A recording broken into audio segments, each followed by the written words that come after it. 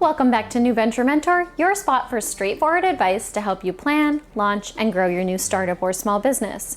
I'm Kate Costa, and this week we're sticking with the summer reboot and doing a 5-minute finance lesson on the basics you need to know about your income statement, otherwise known as your profit and loss or your P&L statement. Since I work with first-time entrepreneurs who don't typically have any background in business management, I spend a lot of time talking with my clients about financial statements and getting them up to speed on what's what. Now, clearly, nobody's going to become an accountant overnight, nor should you try to. But every business owner should have enough knowledge to be able to understand what an accountant is telling you about the financial state of your business and to be able to read basic financial statements yourself and get the pulse of your business's health. So, as one step towards that goal, I'm giving a series of 3 5-minute finance lessons to give you a brief overview of the 3 basic financial statements: the income statement, the statement of cash flows, and the balance sheet. This week, we're covering the income statement. The income statement, also known as the profit and loss or P&L statement, shows the company's revenues and expenses over a specified period of time. It's a bit more of a story than the static picture of the balance sheet, and it will be labeled accordingly. For example, Company X income statement for the period January 1 through December 31, 2015.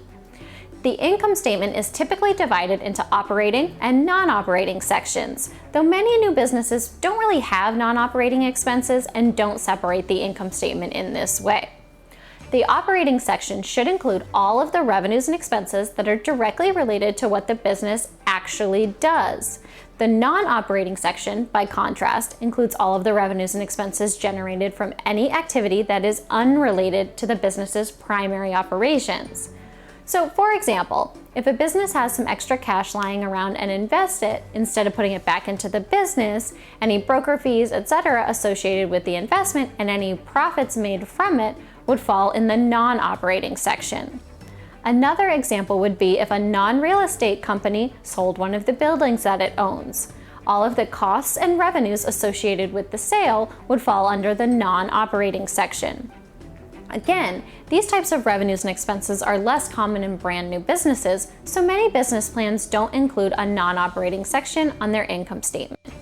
For the sake of clarity and simplicity, we will discuss only the operating section of the income statement in this video. Of course, the actual line items included on any income statement vary widely from company to company, but it's always broken down into revenues and expenses. Expenses will be further broken down into cost of sales and selling, general, and administrative expenses. Cost of sales includes cost of goods sold, which are the direct costs of whatever you sell, plus any additional costs directly associated with the sale.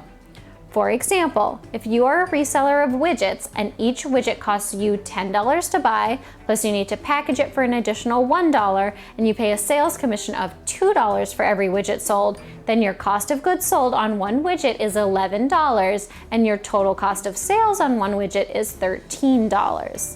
SG&A expenses are those that exist separate from any individual sale. So you can think of these costs sort of as your overhead costs that you incur doing business. Now, you need to pay your utilities bills, administrative salaries, rent, etc., whether or not you make a single sale. So these expenses cannot be included in the cost of sales, but they are obviously important to include on the income statement. They will come in under the selling, general, and administrative expenses section.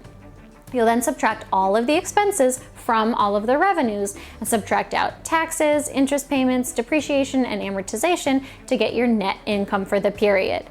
Take a look at the example to walk through the income statement line by line and get a better understanding.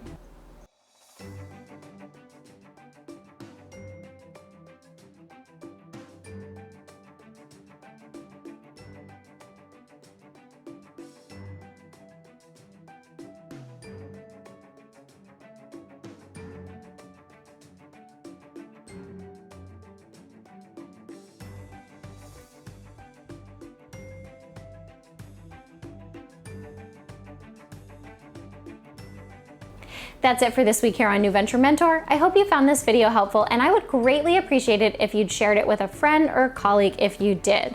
Also, don't forget to get over to katecosta.com if you're not already there and sign up for my free email newsletter so you'll never miss the latest tips and info to help you plan, launch, and grow your new startup or small business.